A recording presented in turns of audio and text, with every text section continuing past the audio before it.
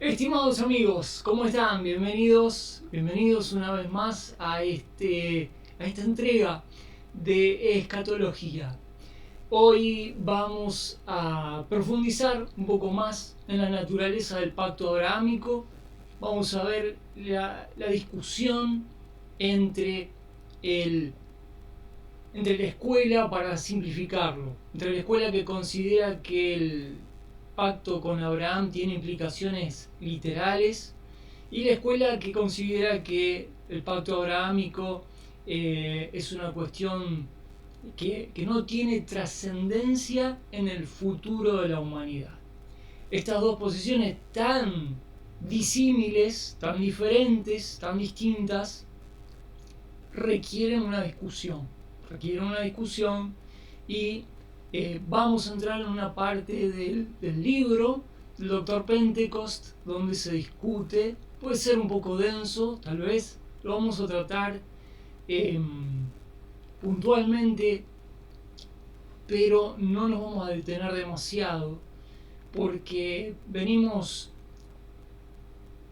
siendo advertidos ya de que no todos los creyentes van a estar de acuerdo con esta posición escatológica, que significa que hay una gran proporción del cristianismo que espera que Cristo regrese y establezca su reino en la tierra. Después de todo, cuando los creyentes leen el Padre Nuestro, por ejemplo, ¿no? Y muchos creyentes oran el Padre Nuestro diciendo, venga tu reino, ¿no? Cuando los creyentes dicen, venga tu reino, implícitamente y explícitamente, están anticipando de que el reino de Dios no ha llegado, no se ha establecido. Bueno, sin embargo, hay una proporción de creyentes que creen que esto no es así, que nunca va a haber un reino establecido, que el reino es espiritual, es alegórico, no literal, que el reino de Dios consiste en evangelizar hasta el último ser humano de la tierra y convertirlo, ¿no? Incluso llegan hasta ahí, cuando claramente la escritura nos dice que en los postreros tiempos muchos apostatarán de la fe, y que la oposición al cristianismo va a ser una condición normal dentro de lo que es la predicación del Evangelio. Bueno, vamos a entrar en esta discusión hoy, y es mejor que nos acostumbremos porque dentro del libro hay mucha discusión, a veces sobre temas muy enrevesados, muy trabados, muy técnicos, pero a veces hay discusiones sobre temas muy importantes, muy trascendentes, que también se tocan. Bueno, hoy estoy solo, como pueden ver en el estudio. Le voy a mostrar una foto de Lulú hace instantes y sería...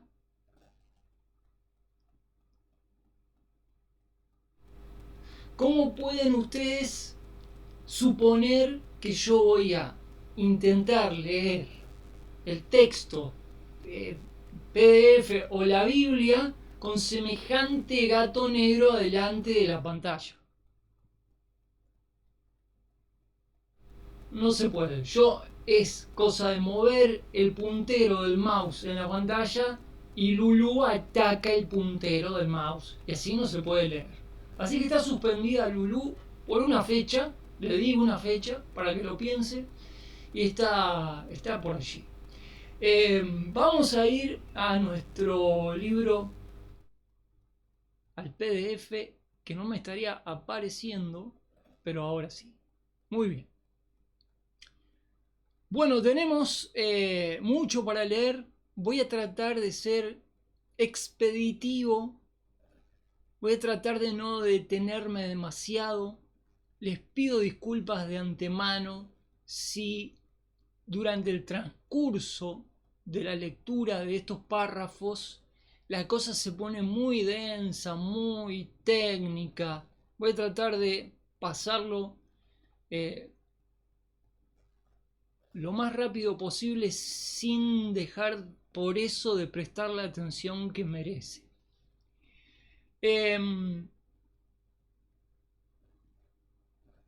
Bueno, ¿hasta dónde habíamos llegado? Habíamos llegado hasta aquí, hasta esta partecita del párrafo. Eh, la voy a leer. Es hasta ahí. Dice, de esta manera Dios se obliga, estamos hablando de que Dios prometió a Abraham y a su descendencia una serie de bendiciones, podemos decir, eh, incondicionales. Vimos que había una condición en particular, que era el hecho de que Abraham tenía que salir de Babilonia para que Dios comenzara este programa que denominamos el pacto abrahámico, que tiene tantas caras, tantas facetas y se extiende tanto por todo el Antiguo y el Nuevo Testamento incluso también, porque este pacto que Dios hace con Abraham incluye a la iglesia. Entonces, de esta manera Dios se obliga a sí mismo por el más solemne pacto de sangre, en referencia al rito hecho en Génesis 15, a cumplir incondicionalmente a Abraham las promesas concernientes a la descendencia, a la tierra a la tierra que le había hecho, promesa de poseer la tierra. Es casi imposible que Dios hiciera más claro que aquello que había prometido a Abraham le había sido dado sin condiciones algunas para ser cumplido por la integridad de Dios solamente. Estuvimos viendo el rito en el cual se sella este pacto, un rito en Génesis. Es muy interesante como en el momento en el cual deberían haber pasado tanto Abraham como Dios entre medio de los cuerpos de los animales partidos, Dios hizo caer sobre Abraham un sueño profundo, ¿no? Y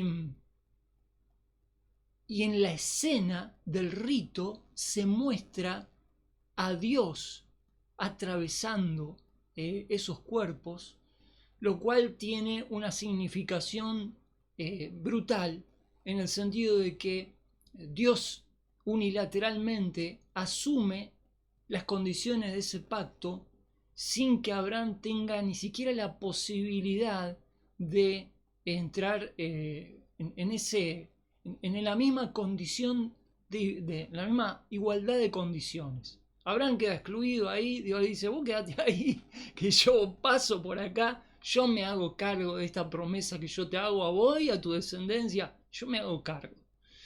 Esto está, por supuesto, totalmente confirmado en decenas de pasajes en los cuales aparece esa fórmula idéntica en la cual Dios dice, yo haré esto.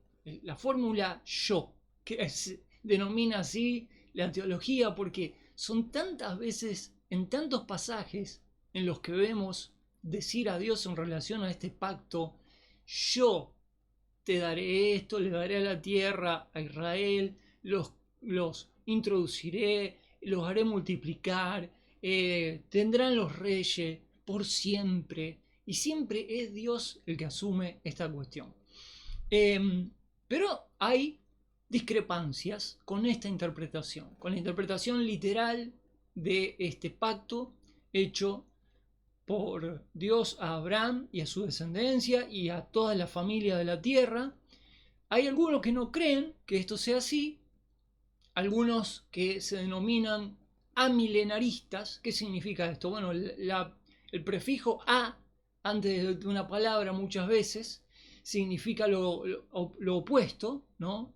Entonces está la escuela milenaria que cree que Cristo va a venir y va a establecer su reino, y su reino inicialmente va a durar 1000 años, como dice Apocalipsis 7 veces.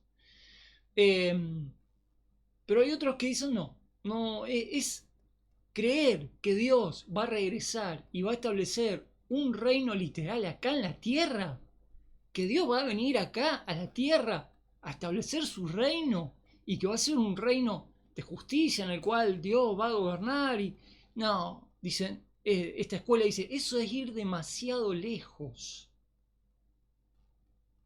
Yo, sin ser ni de una escuela ni de otra, trato de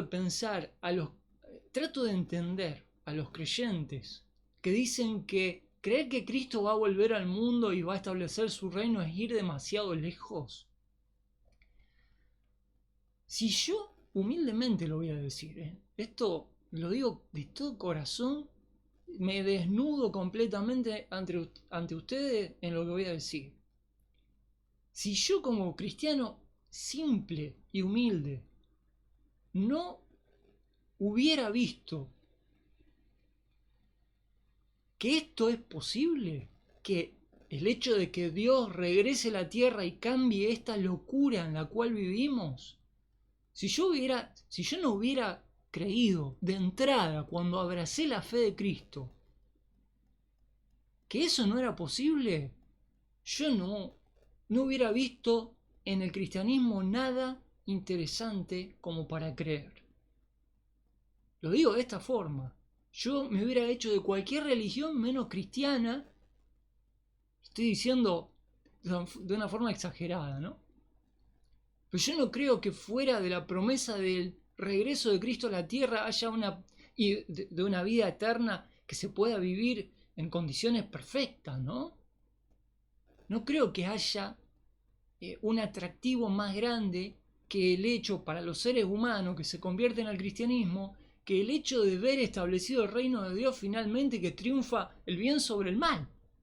Literalmente.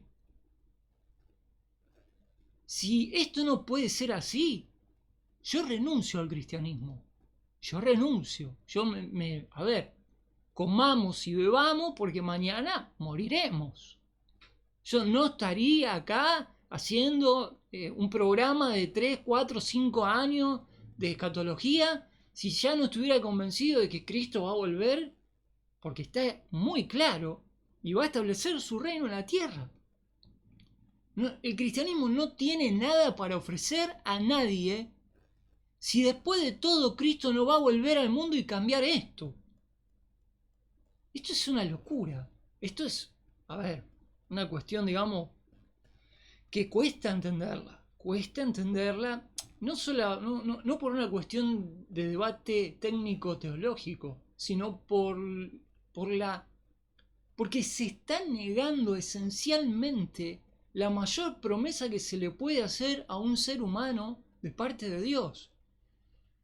Que aguantá mientras que estás en esta tierra, las condiciones son difíciles, la maldad es increíble, es implacable, es una locura este mundo, en el mundo vas a tener aflicción, pero aguanten que tenemos promesa de que Cristo va a regresar y va a cambiar para siempre el orden establecido por Satanás acá en la tierra. Este sistema perverso en el cual vive toda la humanidad desde la caída. Si no tenemos esa esperanza, yo ya les digo, me voy a jugar a la Play. Me hago un profesional de la Play y me abro un canal de PlayStation y me olvido de la teología y me olvido de mis compromisos con Dios y me olvido de todo. No tiene sentido negar para la fe cristiana que Cristo va a regresar cuando básicamente toda la revelación bíblica consiste en darle fe a los creyentes de que Cristo va a volver. Pero que Cristo va a volver en forma literal y va a establecer su reino en forma literal. Negar esto es apretarse los dedos en la puerta.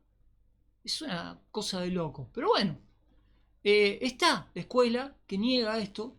Yo he dicho ya, no quiero ser tan extremo, he dicho ya que con el correr de las décadas, esta escuela amilenarista que no cree en esto, ha acercado posiciones Y yo creo que conforme vaya pasando el tiempo y esta escuela vaya viendo que la aparición del anticristo está cada vez más cerca, se van a terminar convenciendo. Bueno, yo digo esto siempre, no se apuren, no se apuren, porque de acá a mediano plazo, de acá a 10, 15, 20 años, el tiempo nos dará la razón o nos la quitará.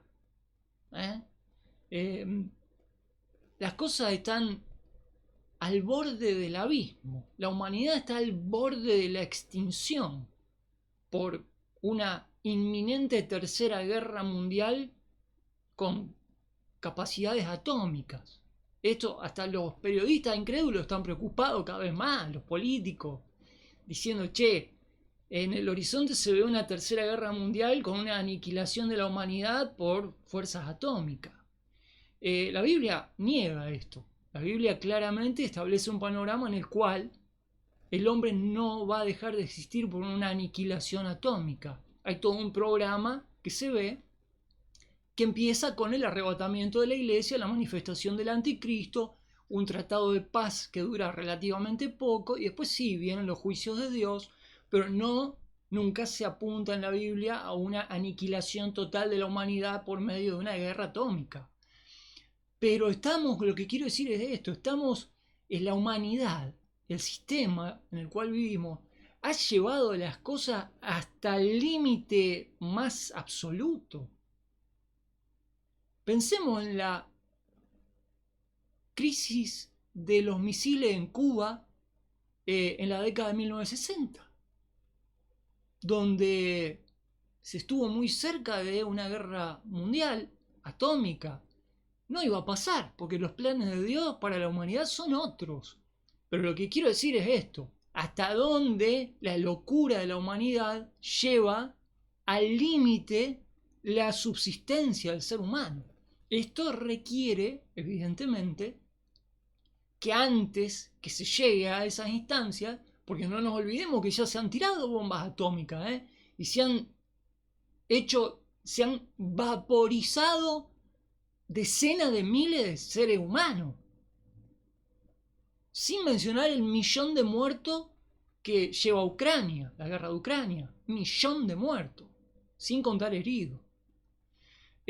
Antes que esto llegue a un punto irreversible, claramente la Escritura nos habla de una intervención vertical de parte de Dios que va a cambiar la historia.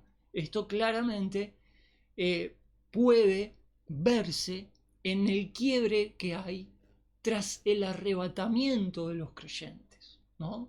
Que es lo que es el evento bisagra que cambia la historia de la humanidad, tras lo cual está la aparición del anticristo y la gran tribulación, cosas que vamos a entrar tal vez más adelante si seguimos. Si seguimos y si no me sigo yendo por las ramas, porque si no, no vamos a empezar nunca. Bueno, hay argumentos en contra de la segunda venida de Cristo literal. Vamos a ver algunos que tienen que ver con el pacto de Abraham. Vamos a ver qué dice esto. Letra C. Argumento amilenario de los amilenaristas contra el carácter incondicional del pacto que Dios hizo con Abraham. Ya dijimos hasta acá que el pacto que Dios hizo con Abraham es incondicional. Dios se propone hacer algo y lo va a hacer. Aun cuando el comienzo de ese programa haya consistido en que Dios le dijo a Abraham, hasta que no te vayas de Babilonia, no empezamos. Y fue así. Y la próxima, entre paréntesis que me había olvidado, les voy a hacer un resumen de la vida de Abraham para que vean cuánto tiempo vivió con el Padre, cuánto tiempo se demoró en contestar a Dios. Para la próxima, se los prometo, lo tengo armado ahí para que vean una semblanza de la vida de Abraham. Es muy llamativo lo que se ve en la vida de Abraham cuando se ponen todas las cifras, las fechas la cantidad de años, es algo que habla por sí solo. El argumento milenario contra el carácter incondicional del pacto. Alice, lo hemos mencionado al principio de este curso, y lo seguiremos mencionando, uno de los principales exponentes de la posición amilenaria, de la posición de aquellos que ya sabemos, sistematiza el pensamiento de esa escuela de interpretación. Él presenta un número de argumentos contra el carácter incondicional del pacto. Alguien dice, no puede ser que Dios haya prometido algo de forma incondicional. Ellos no lo ven así y argumentan. Número 1, argumento. Primero que todo, dice Alice, debe observarse que una condición puede estar envuelta en un mandamiento o promesa sin que sea específicamente declarada. Esto significa, lo que voy a decir acá es como si yo te digo, ¿vos firmaste un contrato? Sí. ¿Leíste la letra chica? No leí la letra chica. Bueno, Alice viene a decir algo así, como que hiciste un pacto con Dios, Dios hizo un pacto con vos, pero ¿quién puede leer la letra chica de Dios? Imposible. Entonces Alice dice, debe observarse que una condición puede estar envuelta, una suposición esto, es una suposición, puede estar envuelta en un mandamiento o promesa sin que sea específicamente declarado por Dios. Está como diciendo, mira, Dios hizo un pacto con Abraham, pero hay una letra chica ahí que, qué sé yo, qué se le puede ocurrir a Dios después de todo, sin que esté específicamente algo declarado a lo mejor. Esto es lo que viene a decir Alice, de Dios y del pacto que hizo con Abraham. Bueno, empezamos mal. Dice Alice, esto es ilustrado por la carrera de Jonás. A Jonás se le ordenó que predicase juicio no condicionado, no calificado. De aquí a 40 días, Nínive será destruida. La condición no declarada fue presupuesta en el mismo carácter de Dios como un Dios de misericordia y compasión. El juicio, otro ejemplo, sobre la casa de Elí, 1 Samuel 2:30, es una ilustración muy notable de este principio. De esta manera, dice Pentecost, Alice es un argumento tramposo, arguir no siempre es argumentar, hay una diferencia.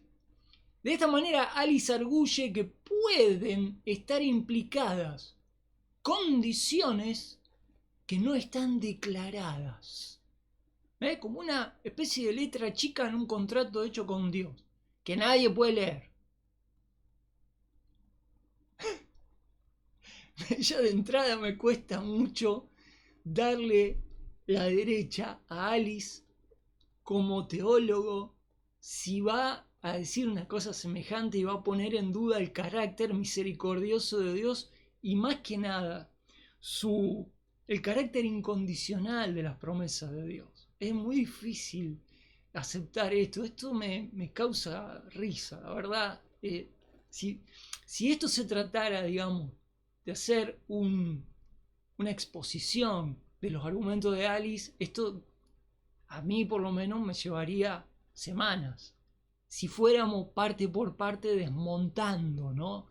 Pero simplemente vamos a leerlo y vamos a ver qué dice en respuesta el Dr. Pentecost. En respuesta a este argumento, fácilmente podrá observarse que Alice comienza con una admisión de lo más perjudicial. No hay condiciones declaradas en la escritura las cuales el amilenarista pueda recurrir para confirmar su posición. Claro, o sea, estamos diciendo, bueno, está bien, puede ser que sea incondicional el pacto, pero anda a saber, a Dios a lo mejor se le ocurrió tener una letra pequeña ahí que Abraham no sabía. Alí lo reconoce, ¿no? Todo su caso descansa en el silencio, en condiciones implicadas y no declaradas, cosas que supuestamente Dios podría hacer, pero no están declaradas en ningún lado, como requerir que Abraham tuviera que hacer ciertas cosas para que Dios cumpla su promesa. En el caso de Elí, que cita Alice, no hay absolutamente ningún paralelo, porque Elí estaba viviendo bajo la administración mosaica, la cual era condicional en carácter. Y la administración mosaica no estaba relacionada con el pacto abrahámico. El hecho de que el pacto mosaico era una condición, era condicional, era así, la ley marcaba, hace esto y te viene lo bueno, hace esto y te viene lo malo. O sea, no es el único pacto condicional de todos los pactos que Dios hizo con Israel. No es el mejor ejemplo para buscar, ¿no? Es el que más contrasta, de hecho. El hecho de que el pacto mosaico era condicional no significaba que el pacto abrahámico debía serlo también. No, en esencia son diferentes. Y otra vez, con referencia a Jonás, debe notarse que no hay paralelo allí tampoco. La palabra predicada por Jonás no era un pacto y en ninguna manera es paralela al pacto abrahámico. Era un principio escriturario bien establecido. Acá tienen, si quieren, poner pausa y leer Jeremías, Ezequiel. ¿Cuál era este principio? Que el arrepentimiento suprimía el juicio. La gente se arrepentía y el juicio era quitado. Pero la predicación de Jonás, de la cual solo se da una declaración resumida, en ninguna manera altera el carácter del pacto abrahámico. Claro, a ver, ¿de qué estamos hablando? Estamos mezclando la predicación de Jonás a Nínive con el pacto abrahámico. No hay un paralelo, no tiene nada que ver. Bueno, 2. Argumenta Alice. Es verdad que, bueno, por lo menos reconoce ciertas cosas, ¿no? Como acá. Es inevitable tener que reconocer ciertas cosas. Es verdad, dice Alice, que en los términos expresos del pacto con Abraham, la obediencia no se menciona como una condición. Pero que la obediencia era presupuesta se indica claramente por dos hechos. Bueno, era pero no era. ¿En qué quedamos? Uno es que la obediencia es la condición previa de la bendición bajo todas las circunstancias.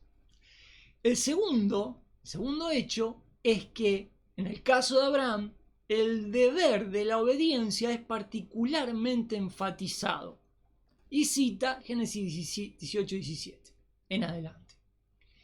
Génesis 18:17 en adelante se menciona claramente que por haber elegido a Abraham, Dios propuso traer a existencia por nutrición piadosa una descendencia justa. Ahí ya discrepo, no es una descendencia justa. La descendencia de Abraham, ¿cuándo fue justa? En términos prácticos, al contrario. Una simiente justa que guardase el camino de Jehová para que como resultado y recompensa de tal obediencia hiciese venir Jehová sobre Abraham lo que ha hablado acerca de él. Bueno, si estas eran las condiciones, si Israel tenía que cumplir con todo lo que Dios, no solo Israel, todos los creyentes. Una vez más, Alice admite que las escrituras en ninguna parte contienen declaración alguna sobre una condición estipulada. Aun cuando esto debería ser suficiente en sí mismo, a ver, Alice, si en el pacto que Dios hace con Abraham no se pone como condición nada, ya está, no discutamos más. ¿Por qué? Vamos a decir ahora sí, pero si le damos vuelta a la hipotenusa del triángulo de así, de acá. Bueno, Esto es lo que por ahí a ustedes, como a mí, nos puede cansar, pero bueno, hay que leer las argucias que a veces se escuchan en los sectores académicos, ¿no? Alice admite que las escrituras en ninguna parte contienen declaración alguna sobre una condición estipulada. Aun cuando esto debería ser suficiente en sí mismo, dice Pentecost, hay otras consideraciones concernientes a este argumento. Primero que todo, no es correcto declarar que la obediencia es siempre una condición de bendición. Si esto fuese verdad, ¿cómo podría ser salvo un pecador? Cuando uno empieza a argumentar para llevarla contra de diferentes maneras y va en contra de la verdad, lo que suele ocurrir es que uno termina diciendo cosas absurdas y contradiciendo principios tan elementales como se señala acá. Si la obediencia es fundamental para recibir una bendición de Dios, ¿cómo, para empezar, va a ser salvo el pecador? Jesucristo mismo, hablando con los judíos que se consideraban a sí mismos justos, él les dice irónicamente: yo no he venido a llamar a justos al arrepentimiento. ¿Se acuerdan cómo dice? He venido a llamar pecadores. Le dice Jesús a los judíos, que se consideraban justos porque cumplían la ley. Nadie cumplía la ley. Lo dice Pablo en el libro de Romanos. Por medio de la ley es el conocimiento del pecado. Yo leo la ley y me doy cuenta que estoy liquidado, que no cumplo con la ley en ninguna manera. Por eso Pablo dice que por medio de la ley llegamos al conocimiento del pecado, que estamos en falta con Dios. No obstante, muchos judíos, incluso de la época de Cristo, decían: no, nosotros somos descendientes de Abraham, no somos injustos. Bueno, le dice Cristo, yo vine a llamar a pecadores al arrepentimiento, a justos no, la verdad no. Y esto es algo esencial, ¿no? Empezar a decir que para recibir las bendiciones del pacto abrahámico hay que tener una obediencia y una asistencia perfecta, es también caer en el absurdo del legalismo. Es caer en el absurdo del legalismo que tantas veces caracteriza al cristianismo de un mamarracho, de una caricatura, ¿no? El cristianismo es una caricatura, hoy por hoy más que nunca, de cómo en muchas iglesias los creyentes demuestran al mundo cómo una persona religiosa se gana el favor de Dios y un lugar en el cielo.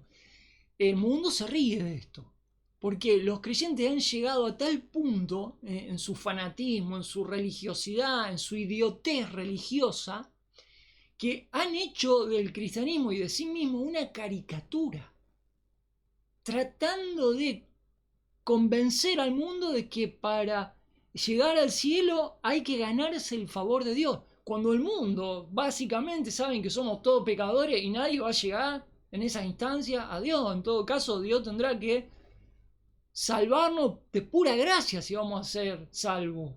Bueno, Alice propone que para que se materializaran las bendiciones del pacto abrahámico, la obediencia tenía que ser, y la asistencia, perfecta. Si no, no había. Pentecost tiene que ir a lo básico y decir: si esto fuese así, ¿cómo podría ser salvo un pecador, para empezar? Creer en esta cuestión, ¿no? La obediencia no siempre es una condición para heredar una bendición. Lamentablemente en nuestros días no se cree, se cree todo lo contrario. Se cree, o sea, esta es la verdad. Si vos ves cuántos en los evangelios se encontraron con Cristo Cristo se identificó más que nada con toda aquella gente que estaba absolutamente fuera de los márgenes de las posibilidades más lejanas de ser salvos. Y vino a demostrar que el regalo de la salvación consiste precisamente en eso. En que el hombre no puede ganársela a la salvación. Y aquellos que estaban más humillados y más conscientes de esa condición que los separaba de Dios, eran los candidatos perfectos para la salvación a los cuales Cristo llegó.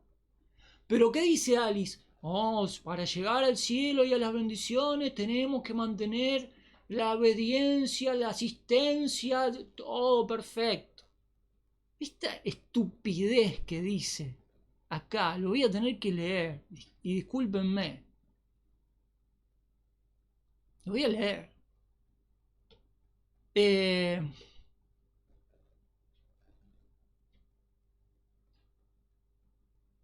Acá.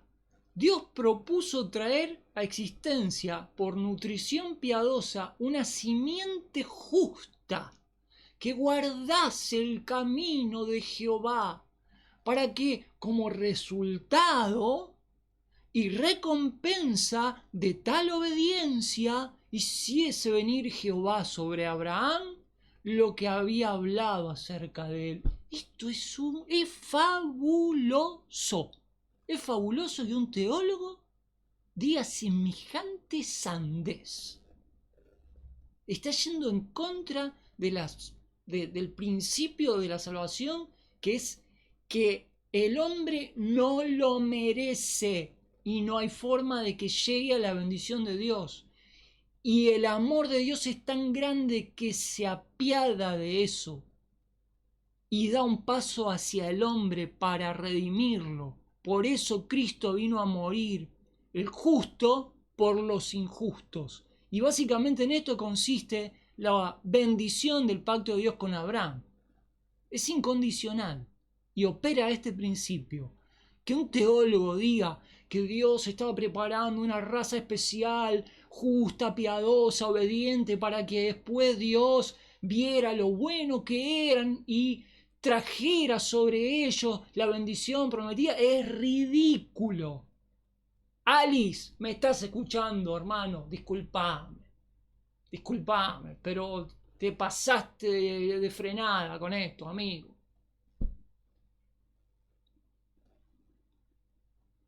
No es verdad que la obediencia es siempre una condición de bendición.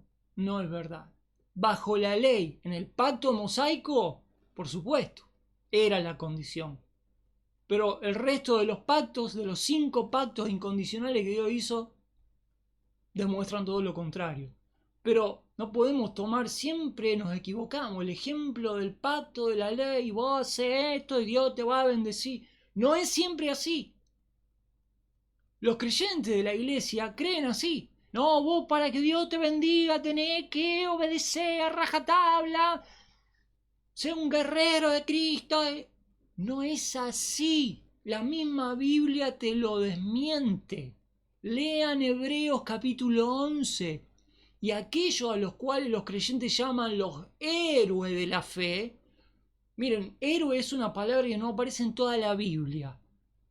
Idiosincráticamente un héroe es todo lo contrario al concepto de creyente, que tiene que ser un servidor humilde, no un héroe. El héroe viene de la mentalidad de Grecia, de Roma y de Hollywood. Dejen de llamar héroe de la fe a la gente de Hebreos 11, que no son héroes. Ni en toda la Biblia aparece una sola vez la palabra héroe. Pero en Hebreos 11, si quieren ver, los más obedientes no recibieron lo que se les prometió. Lean Hebreos 11.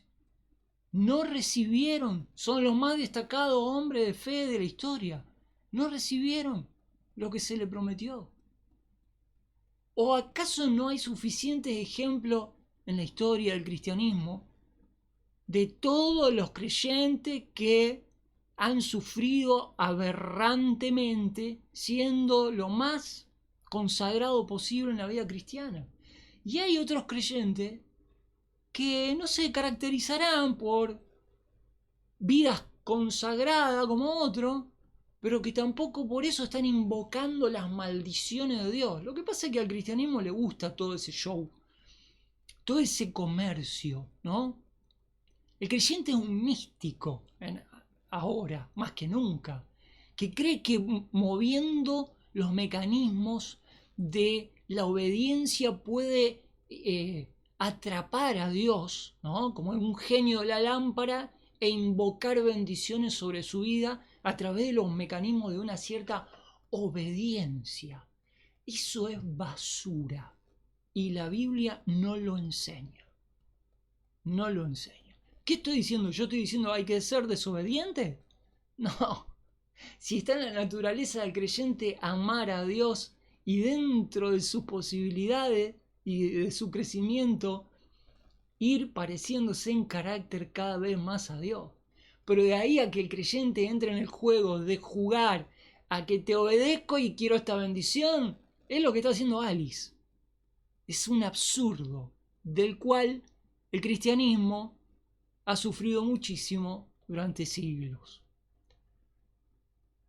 Otra vez, es importante observar que un pacto incondicional que hace un programa pactado y cierto puede incluir bendiciones condicionales.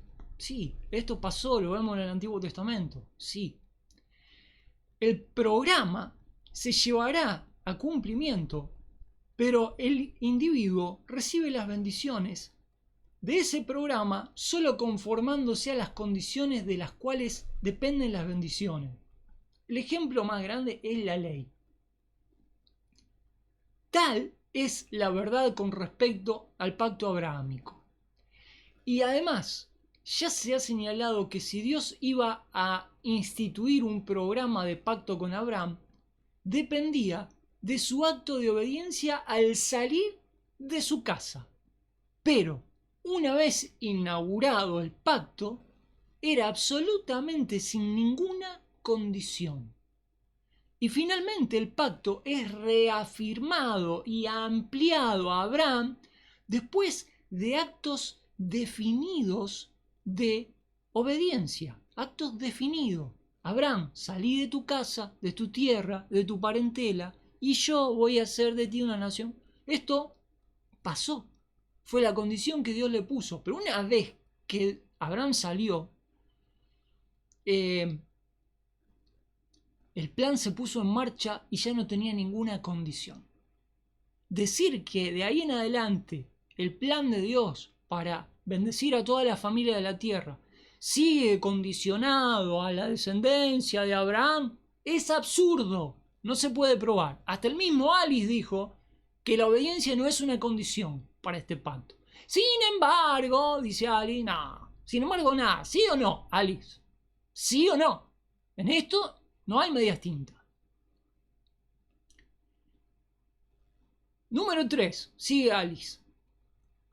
Que la obediencia estaba vitalmente ligada al pacto abrahámico se señala con especial claridad por el hecho de que estaba ligada a él una señal, el rito de la circuncisión, a la observancia de la cual se daba la mayor importancia. No tanto. El cortamiento del pueblo del pacto era la pena para el que faltaba a su observancia. El rito en sí era un acto de obediencia, dice Alice. Alice piensa así, pensaba así, ahora no piensa más así. Alice pensaba así porque también, esto hay que entenderlo, el status quo de la época en la cual vivía Alice era este estilo de pensamiento, ¿no?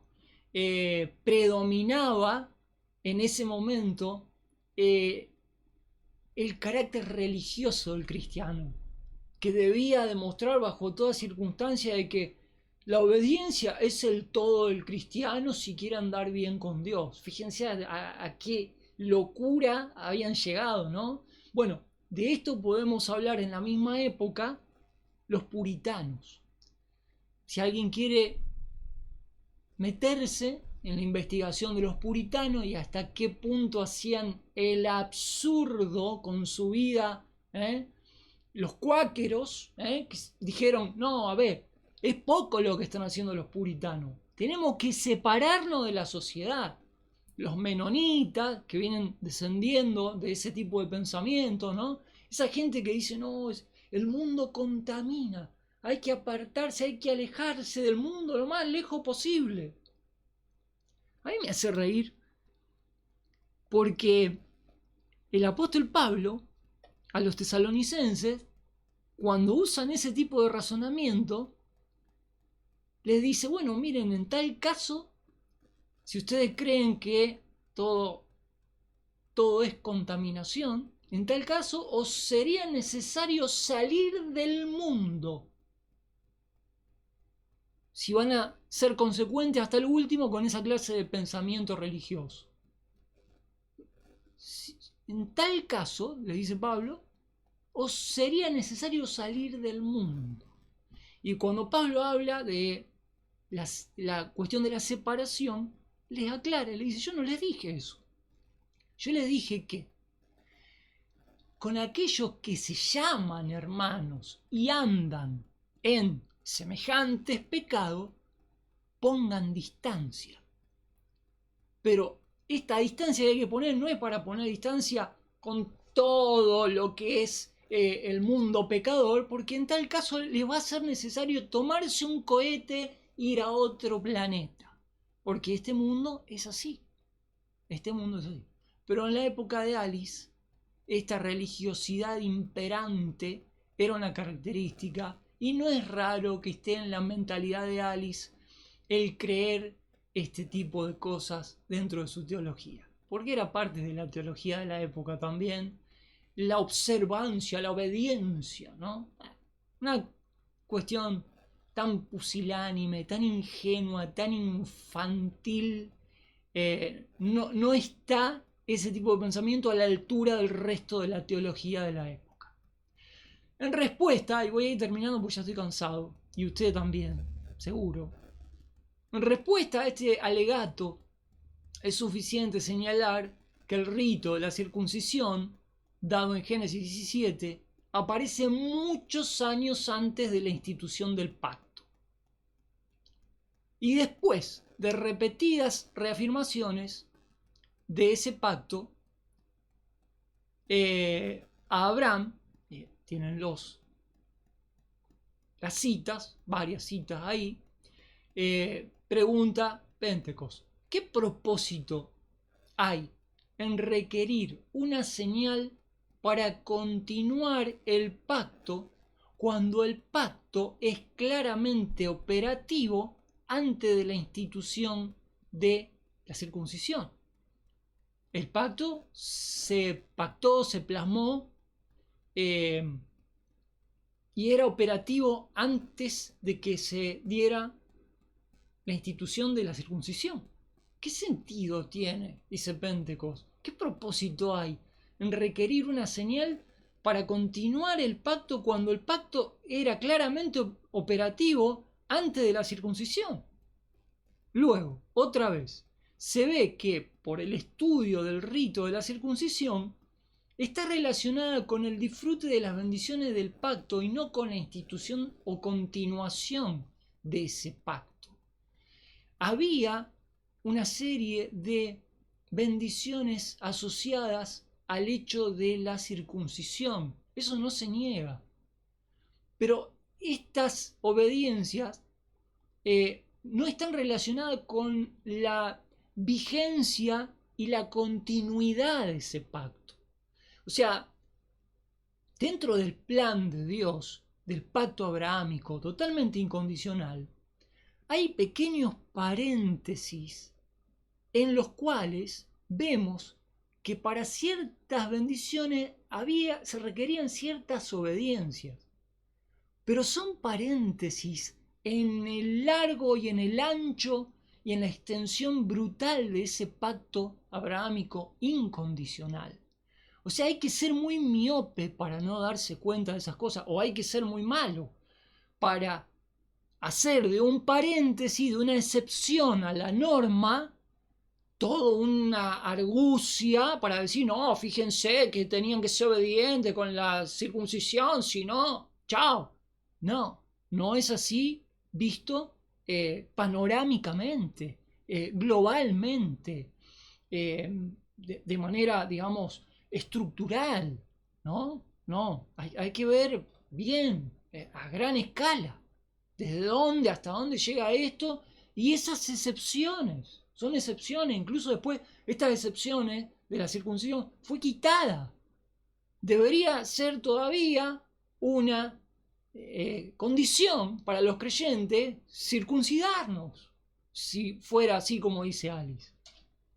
De ninguna manera.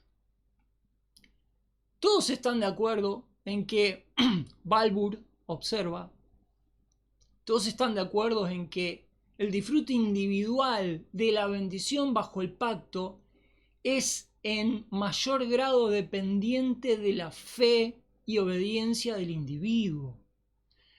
Esto es completamente diferente a la declaración de que el cumplimiento del pacto como un todo está condicionado a la obediencia de la nación como un todo.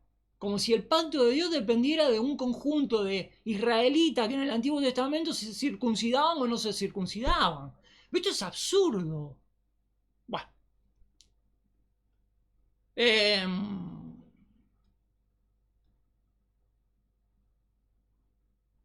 50 minutos de discusión. A ver. No, basta. Basta por hoy, amigos. Basta por hoy. Basta por hoy. Basta por hoy. Esto me desgasta muchísimo. No es lo mismo que leer otras partes del libro que son más atinadas, que son más coherentes con la escritura, que nos hacen ver las profundidades de la mente, los pensamientos de Dios, aun cuando tengamos que ver reflejado en todo eso la miseria humana, de la cual Dios se apiada, se compadece. Al fin y al cabo, esta es la esencia de aquello que a mí me desanima tanto en lo que me toca ver, ¿no? Y de lo cual uno también es parte muchas veces, porque uno también cae en la hipocresía muchas veces, ¿no? Del pensamiento de decir, yo voy a hacer esto por esto, y esto por esto nada, esto por esto nada. A Dios hay que amarlo de corazón y hay que humillarse, y lo que Dios prometió incondicionalmente lo va a cumplir, y esa miseria consistente en que nosotros creamos que por ahí Dios tiene una letra pequeña en las bendiciones que nos promete, que a lo mejor habría que ver cómo son, porque nadie, ¿quién va a ver la letra pequeña del contrato? Todo lo que Cristo nos revela de Dios confirma que su amor es incondicional. No tenemos razones para negar la veracidad de Dios, su amor y su misericordia. Aun cuando Dios en su veracidad dice, Dios es fiel en lo que promete, Dios es veraz, es digno de confianza en lo que promete. Aun cuando promete cosas que están más allá de que nosotros podamos de alguna manera retribuir. Esto es lo que tanto cuesta en la mente del ser humano. La mente del ser humano le cuesta concebir que podamos recibir de Dios una bendición gratuita. Quiere decir, hay que entenderlo en estos términos. Que Dios nos dé una bendición en forma gratuita implica el hecho de que Cristo pagó el precio justo para que esa bendición venga sobre nosotros. Esto es el todo de la Escritura. Entender que Dios tiene un amor infinito que trasciende todos nuestros límites y nuestras limitaciones, y que sin hacer injusticia sino proveyendo un sacrificio estipulado previamente, que es la muerte de Cristo, puede obrar justa y libremente en bendecir a la humanidad. Esto con Abraham, con Isaac, con Jacob, con su descendencia, con la iglesia y en el futuro. Amigos, les mando un abrazo, cuídense, nos estamos viendo la próxima. Ya queda poca discusión, queda poca discusión, y seguiremos con temas apasionantes. Les mando un abrazo, cuídense, nos vemos.